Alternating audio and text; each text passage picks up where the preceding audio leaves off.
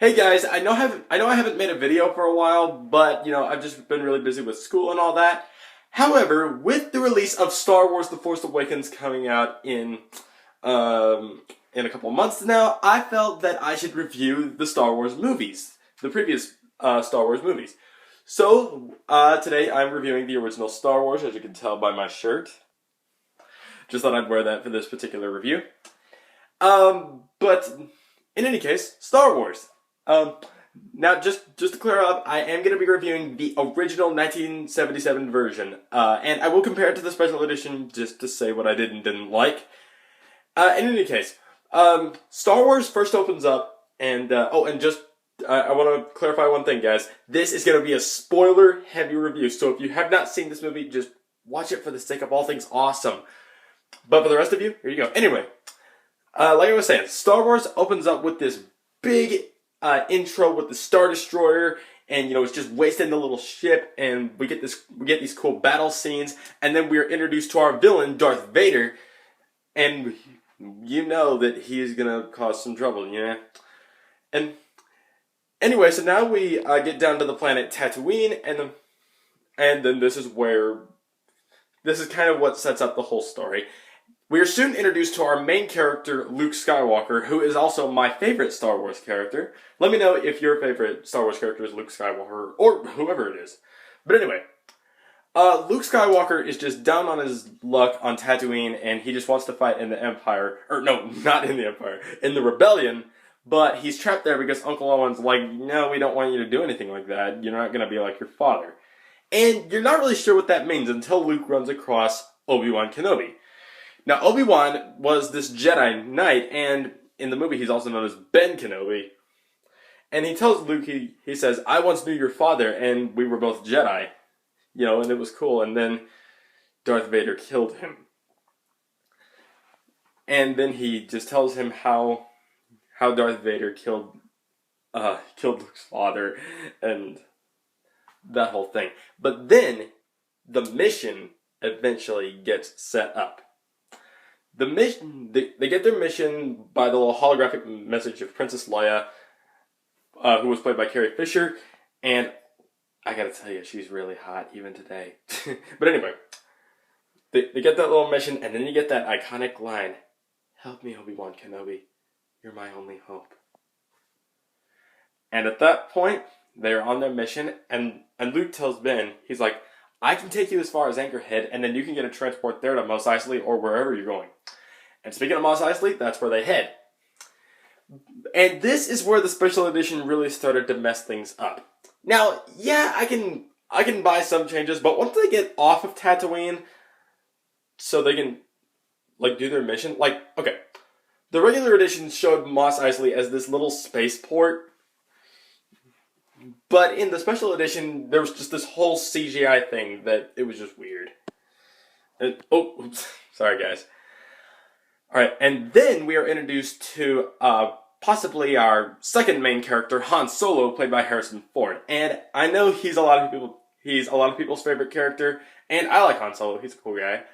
Anyway, so Han Solo tells them about his ship, the Millennium Falcon, and he's like, alright, you guys got yourselves a ship. We'll leave as soon as you're ready, docking bay 94. And this is the worst change in all of Star Wars. Here it is. Okay, now Han Solo owes... Sorry guys if my camera's a little shaky. My arm was getting a little tired. Anyway, Han Solo owes money to Jabba the Hutt. He's a smuggler, which is really cool, but he owes money to Jabba. So Greedo comes up, he's like, hey, going somewhere, Solo? Sit down. Now Greedo is going to kill Han Solo, and at this point, Han's like, yeah, I'll bet you have, and then he blows him away.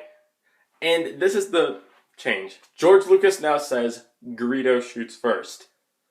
What? Now, I do know why he said that, but I'm honestly not going to tell you. In my opinion, in the original version, Han was the one that shot first. And also, another scene that was in the special edition that George Lucas was going to put in the original edition, but he didn't, was when Han Solo talks to Jabba the Hutt. This scene, I prefer to be out of it. Because for 2 movies, you hear about this Jabba the Hutt who is pursuing Han Solo, and you don't see him until the 3rd movie. So that's better left out. So then, they try to go to Alderaan, but it's gone because the Death Star destroys it. And everyone blames Vader for that, but it's not actually Vader, it was Grand Moff Tarkin. Now, Grand Moff Tarkin is this actually dude that Vader takes orders from. Because there's this scene where Darth Vader's choking this guy and he goes, "I find your lack of faith disturbing." Tarkin was like, "Vader, release him." Vader's like, "Okay." And so, anyway, they go to the Death Star and they save Princess Leia. Awesome! Good job, guys. And so they save Leia, and then Obi-Wan Kenobi's squaring off with Vader. Now, this is awesome, man. This is one of the best moments in this movie. Because you don't really know too much about Darth Vader. All you know is that he used to be Obi-Wan's apprentice. And then, I don't know who could have won that fight. I feel like Obi-Wan could have beaten him. But Obi-Wan knows that it's not about him, and he looks over at Luke and just gives it up, and then Vader just slashes him down. You know, he could have beaten him, but he's like, "Nope, this is the best case scenario. I'm smarter than this. Slice me down." Good job, Obi-Wan. Okay, so then we have the big climax of the movie. They're on Yavin, and they find out with the Death Star, they're like, okay, if you shoot a little rocket down the main porthole, that thing will just explode. Yeah, I know it kind of doesn't make sense, but it is what it is. So before they do it, Han's like, "You know what, I gotta go pay off Jabba. You know, because if I don't, I'm a dead man. Good luck in your fight." So anyway, so now the rebels are all assaulting the Death Star, and this is a perfect end fight for this movie. But then Vader and 2 other pilots get in their TIE fighters, and they're taking out some of these rebel pilots. And then after that, Vader's trying to lock onto Luke, but Luke's evading like this, and he goes, "The Force is strong with this one." And then the TIE fighter next to Vader just explodes for no reason. You don't know why, it just does. You know why that is? Han Solo comes back to save the day. He takes out those TIE fighters, and then Luke blows up the Death Star, and then we have a great ending with Luke and Han getting medals and being awarded as heroes of the rebellion. So, in the end, the reason Star Wars works is because it's all about the characters, and you care about every single one of them.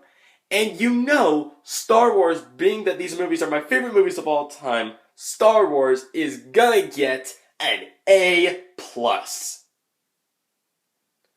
So, anyways guys, thank you all as always for watching. Leave me your comments down below. I want to know what you thought of this first Star Wars as a standalone film. What is your favorite Star Wars movie, and who's your favorite Star Wars character? Answer those questions for me in the comments below. And as always, if you like this, then like, comment, favorite, and hit that subscribe button and join the Jolinator Club. Chest bump.